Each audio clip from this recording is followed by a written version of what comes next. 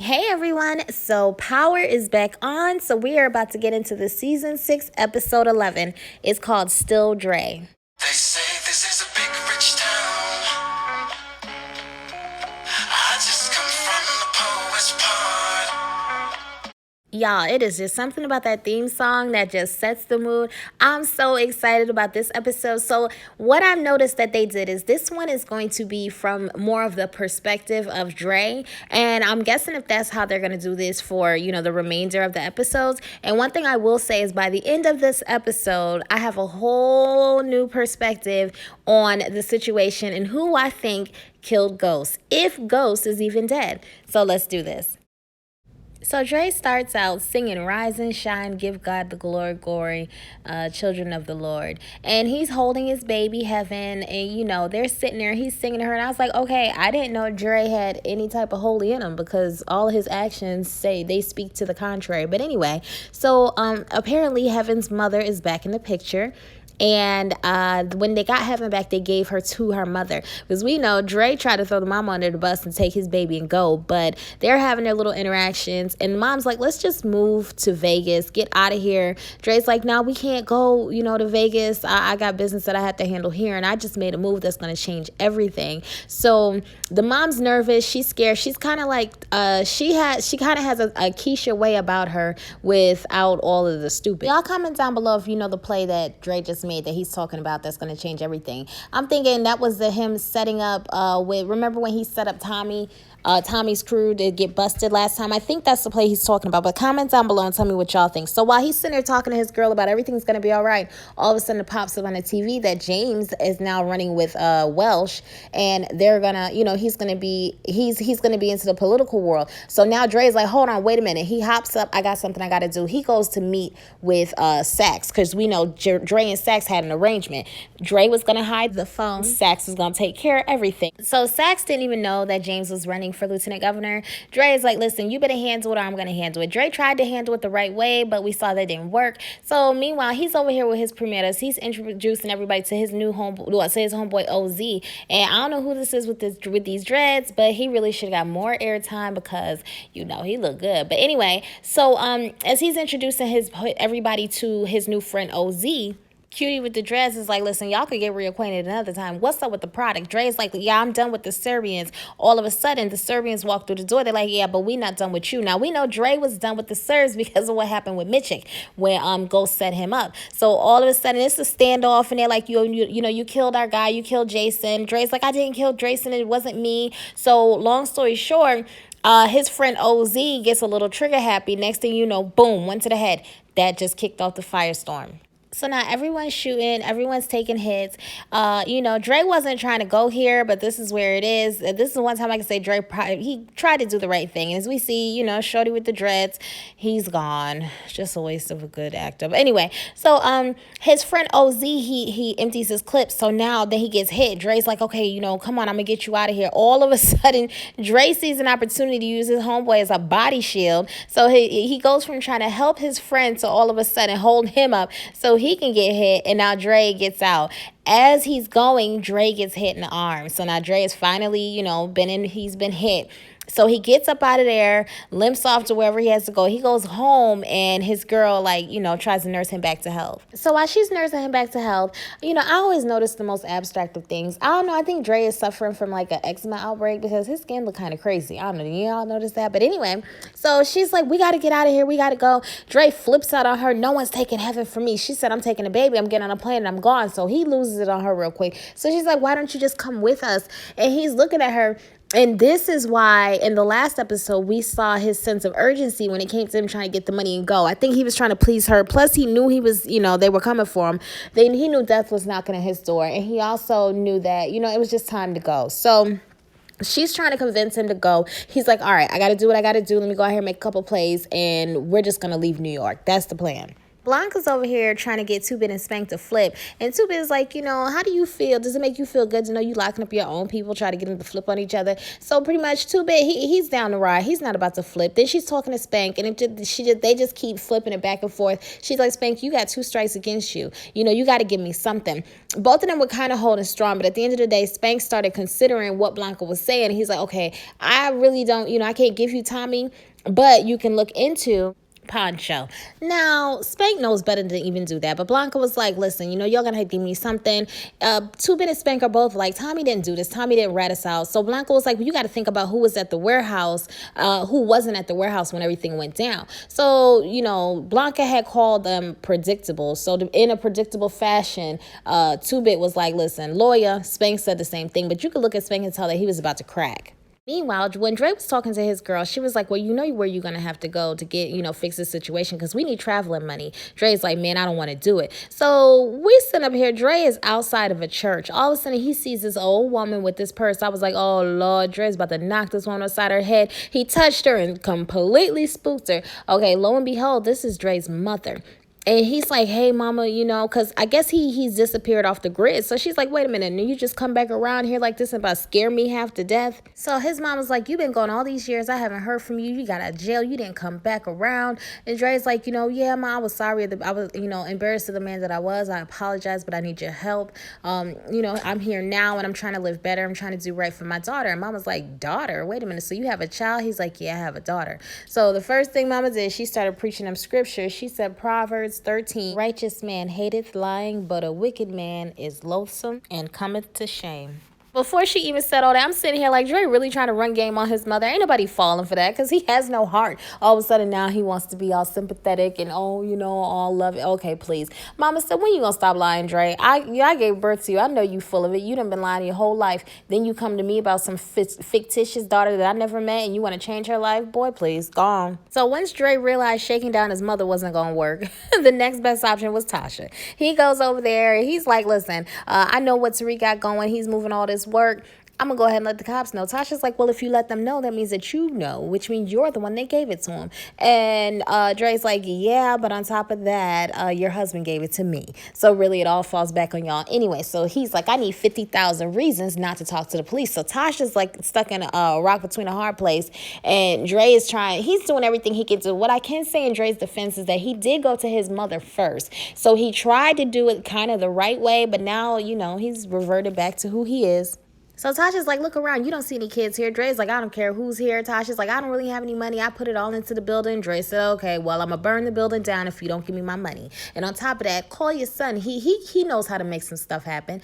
So we know all of this is a bit last minute. So Tariq shows up. Of course, he didn't get all the work off. So he came with about $10,000. Dre's like, yeah, you should have had 20. Tariq's like, listen, I'm going to give you the rest of the money by the end of the week. And I'll also give you a bonus if you can get me a burner. So, Dre's like, well, who are you trying to use it on?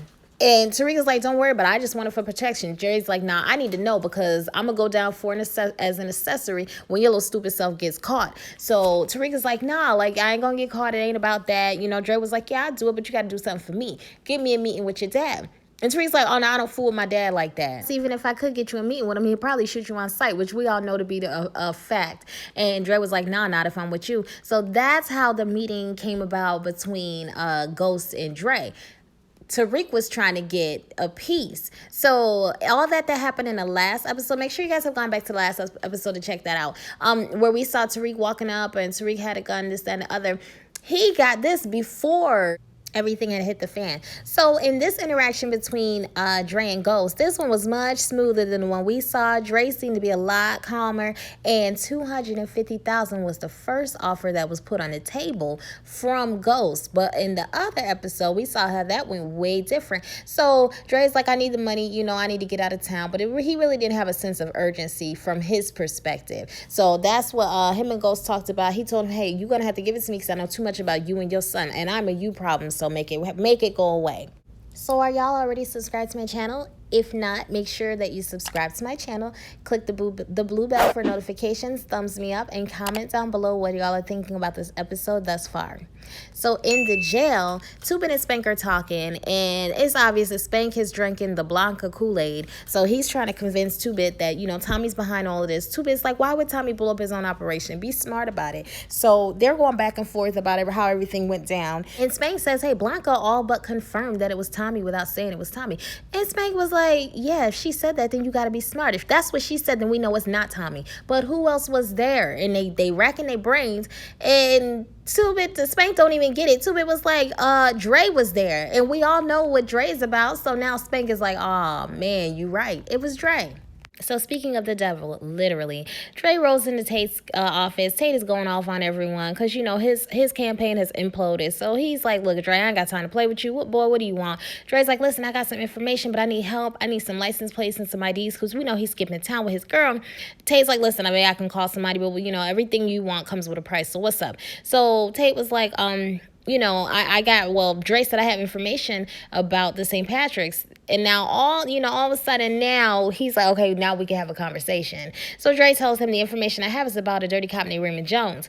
Tate was like, what about him? Oh, they're investigating Tariq St. Patrick because I'm the one that told them that Tariq killed him. So Tate goes ahead and does what he does. Dre calls his girl like, hey, we're going to get the license plates. We got the IDs.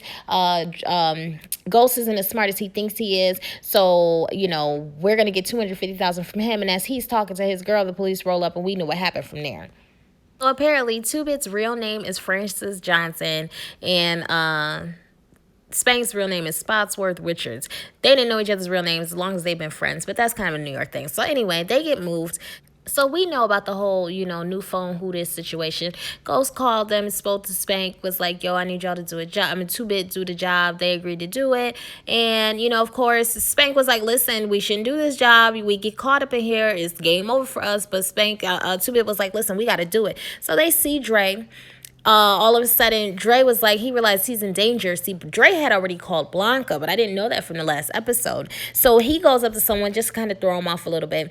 All of a sudden, they call Dre's name because Blanca comes up there to the jail to meet with him. So they're talking. Dre and Blanca are talking because Dre gets out of the line of fire. So now, Spank and 2-Bit, they got to figure out another way to get him because their plan failed. He's like, listen, I didn't give you Tommy. I didn't give you Tariq, I didn't give you Ghost, I didn't give you everybody. Blanca, you need to get me out of here. I need to get out of here now. So pretty much Blanca sits up there and she spoon feeds him the alibi. Check out the last episode to watch how this went down.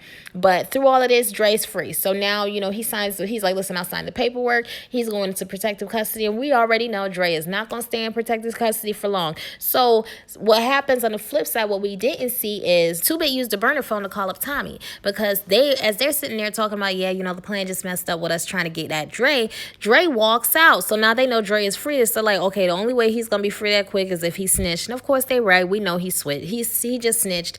So they call Tommy. They're like, Tommy, you got to touch Dre because Dre's getting out. Tommy's like, hey, look, I got a whole list of people who need to be touched. And he's not high on the priority list. So Tommy's like, nah, I can't help you, bro. I'm out of this one. So now we go to Dre. Dre's out. He's in protective custody. They're driving him to the, safe house. And Dre's like, I got to use the bathroom. I need y'all to pull over. They shouldn't have pulled over because they know how this fool is, but they pull over so Dre can use the bathroom. And guess what Dre does? He finesses his way into being able to, pee alone. And then he runs off. But as we can see, he didn't run off any old where. Dre runs off to this house. Okay, so we come to find out it's his mother's house.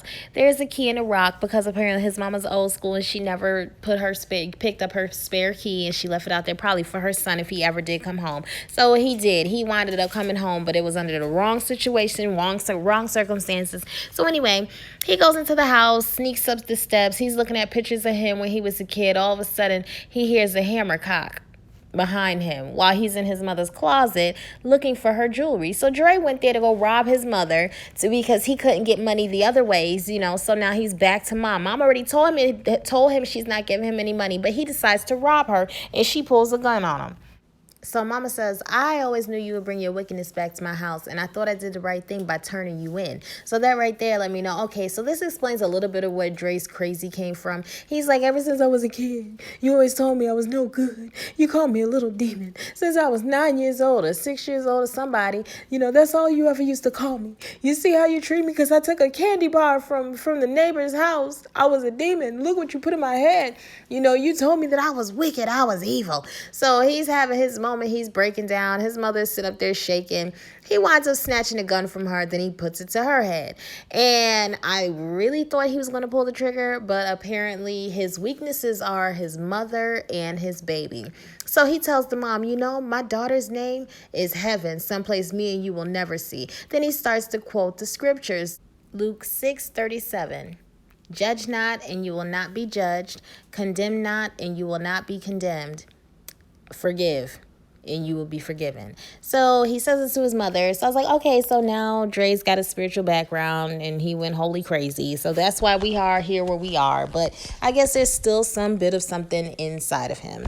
And with the gun to her head, his mother still looked him in the face and said, you still a demon. And I don't know what I did to offend God so much that he gave me you for a son. So when it's all done, I guess this was a bit much for him. He goes downstairs, goes outside, and his girl and Heaven are waiting in the car for him. Gets in the car, gives his girl a little jewelry box. So when it's all said and done, he really did take his mother's jewelry, but he did not shoot her, which I was surprised. So they roll over to Tate. Now, we know he was supposed to meet up with Tate so that he can get the license and his the new identities. So nothing could ever just be simple. Tate is like, oh, I would give you $100,000 to kill James. And Dre's like, man, listen, I'm just trying to go. But, okay, I need the money. So Tate was like, no. You got to do it tonight before he hits the campaign trail tomorrow. And Dre's like, well, first of all, it's not like killing a corner boy. This is James, so it's going to be some mess. So long story short, Dre's like, I need the money now, and I'll do it. Yeah, I'll do it. We know Dre is a liar. And apparently Tate knows it, too. So Tate's like, no, I'm going to give you half. And then Dre's like, nah, just give me all the money. So Tate's like, listen, I know your new identity. Eric Anthony Davidson, so don't try to play me. So Dre leaves out of there. He got a little smirk, so you can tell Dre is kind of like, yeah, whatever. Gets in the car. His girl's like, oh, you got all the money. Good. So he was like, yeah, but I got to do a job. She's like, no, you got the money. Let's just go. Let's go. So Dre's like, all right, you right. Let's go. So he hits the road. Then he thinks about it like, you know what? Nope, I gotta do this because I told Tate I was gonna do this. If I don't clean up these ends, it's gonna be problems in the future. So he runs up and through the back door and boom, he hears a shot and he heard a thud. So he hurries up and he turns around, he gets up out of there. When he goes outside, he sees Blanca. Blanca's like, oh, hey, Dre. Dot right in the eye, popped her in the eye and kept rolling. So now he's in the car, now he's frantic. He's telling his girl, we gotta go. Okay, you been had to go. You knew this, fool. He's at the light while he was arguing with his girl. He sees Tommy standing in the cut with a gun, and Tommy's just standing there, and all of a sudden the bus goes by. Once the bus goes past, Tommy disappeared. So Dre's like, what in the world? So we know lately there's always been a point where you just get stupid with power and no one understands what's going on. So I don't know how Dre's out here, conniving and sneaking and scheming and shooting people up and doing all this other stuff, setting everybody up, but they don't have gas and food for the trip. All the time his girl was waiting on him, she should have got everything they needed. So anyway, they go to the gas station. Dre's all smiling and moving slow and whatever. He goes in for a soda, some chips, and he sees a little bear for heaven. He's standing there. All of a sudden, it comes on the news. Breaking news. James St. Patrick is slain in his nightclub. So now Dre's like, oh, yeah, I'm free. I'm good. Dre, Ghost is gone. Whoop, whoop. So he walks outside, and he's just smiling. He's in his glory. His girl's smiling. The baby's cheering. Everybody's happy. All of a sudden, here come the red lights, the blue lights, whatever color lights they had. And these cops, they all run up on him. And Dre's like, you know what, I'm caught. He didn't even fight it this time. He just went ahead, went down. You can see the hurt in his face because he knows it's over for him now. Like over, over. Are y'all still with me? If you've made it this far, comment down below and let me know y'all still with me. Y'all still my people. And make sure you guys have subscribed to the channel. Thumbs me up, share. Make sure you comment that you made it and comment that you have subscribed. And yeah, what are y'all thinking so far? So these are the things that I know. In my heart of hearts, James is not dead. He was going to be in the government, a part of the government. So I think they kind of have him in some type of protective custody because they need to figure out who did this. Now, Dre has gotten framed. You know, I had to put a couple body shots in there, y'all know. But anyway, I'm thinking, who do y'all think framed him? I think that Tate framed him because I think Tate wanted to do it and made sure it got done, but he wanted, you know, he had to have an alibi. Y'all have to remember, Tate was an ex-cop, so Tate has a way. Tate knows to cover his tracks. I don't know who shot him, who shot Ghost, but I know who didn't do it, and it was not Dre for a fact, and it definitely was not Blanca because, you know, she was on the list too of who could have possibly done it. So we know them two didn't do it. Tommy was standing in the cuts. It could have been Tommy. At this point, Dre knows it's pretty much game over for him. His girl came to see him, and she's like, you know, we should have just left. He's like, listen, I got time for that. And she's like, I had to go get help. She went to his mother, and the mother was actually going to bail him out. But the mom was like, hey, I tried to post your bail. They don't even have a bail for you. He's like, Ma, you got to get me out of here. Use the money to go, you know, get a lawyer. She's like, listen, your daughter's beautiful. You know, he's like, why would you come here after I just did all of what I did to you? She's like, because you my son, and it's the Christian thing to do. So he's like, you got to get me out of here or I'm not going to make it. She looked at her son and she was like, well, say goodbye to your daughter. So mom already said, well, I guess it's time for you to go, son. The chickens have come to roost. So, he's crying, you know, he's got tears in his eyes, you know, he knows it's over for him. So they're going to put him in general population. What he does as soon as he walks into Gen Pop, he goes up to the biggest guy he could find, grabs his pudding, puts the pudding on top of his head, and was like, you know, he just had to start a fight so that he can get put inside the hole. So now he's getting marched off to the hole. But wait, who does Dre look like right there? I can't remember what show it was. It was a green monster with that face, and he was like, Arr! I don't know. I forgot who it was, but Dre looks just like him. So anyway, Dre goes into the hole now where he thinks he's going to be safe. But lo and behold, you know, Ghost has people inside of the jail who were working for him. And you got to remember, Spank and 2-Bit, they weren't doing this for the money. They were going to do it before the money. They want to get rid of Dre anyway. But yeah. So Dre's probably in there trying to rethink all of his steps and figure out what he could do to get out. All of a sudden, he starts smelling, you know, someone opens up his little food door and starts throwing in towels, and he sniffs. So obviously, to me, they got gasoline on the towels. And he's sitting there trying to plead for his life. And they're like, hey, surprise, we're back. You know, 2-Bit and Spank, they got over there to where he is. So he's calling for the CO. Nobody's there to help him. There is just them three in there. And Dre's like, man, you know what? It's over for me. So pretty much they just had a Dre barbecue fiesta, and now, you know, Dre's gone. And I am not happy about that because I don't understand all the characters that they could have got rid of. How do you get rid of Ghost and Dre? Both of them? You're going to take them both away from us in the same episode? We know that Dre is gone, but I still think that Ghost is alive. Tell me what y'all think down below, y'all. So let's talk symbolism for a minute. Dre reconnects with his mother. There were a couple scriptures mentioned, and, you know, we see that she's a church-going woman. She's religious. So I think the best way for them to write him out of the story was through fire, maybe cleanse his soul, burn the sins off of him. So that's probably why he was set on fire. So the craziest part about the whole thing with Dre was like, no, and then they set him on fire. I was like, yeah, that was wild. But anyway, so the next day, 2-Bit goes out. They open up the cell. He goes to look for Spank. He's like, yo, he has to see, what happened to old boy that was here, which is Spank. The CO said, he was just processed out. So now 2-Bit knows that he flipped. So he goes and gets the phone. He calls up Tommy. Hey, I know who snitched on you about Poncho. Tommy's like, I would love to hear this. What's up? He's like, yeah, well, he's no longer in here with me. So we know he's no longer in here with him because he's over there with Blanca signing the paperwork. So Blanca says, yeah, you know, your boy Andre was just set on fire. You know anything about that? Spank said, I don't know anything about anything. Where do I sign? So he's quick to sign the paperwork. I knew he was going to flip, and that's exactly what he did. So he signs now. You know, Spank thinks that he's free and clear. Out in the hallway is Paz. So Blanca's like, all right, excuse me. She goes out there. She's talking to Paz. She brings Paz into another room. So Blanca's just getting everyone to flip on everyone. The crazy thing is, I know Paz didn't pull the trigger on Jamie because she looks composed. She's not bloody, nothing. So that lets me know that she's another one that probably had nothing to do with this. So now we have Dre, who we know didn't pull the trigger. Blanca did not pull the trigger. Paz did not pull the trigger. So who do y'all think pulled the trigger? Comment down below. I'm going to save my prediction for the next episode, but make sure you guys have subscribed. Thank you for joining me. Comment down below everything you're thinking. Thumbs me up. Hit the blue bell for notifications. And let's do this again next week.